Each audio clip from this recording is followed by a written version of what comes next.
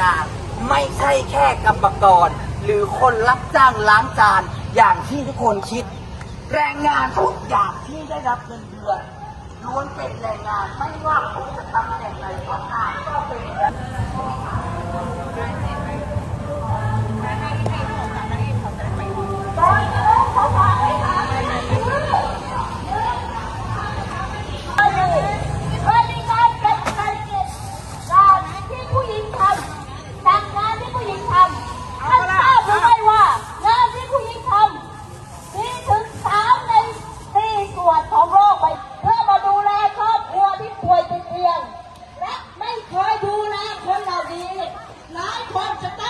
เสียโอกาสในชีวิตเพราะฉะนั้นแรงงานอีกหลายล้านคนที่ยังกำลังรอรับสวัสดิการที่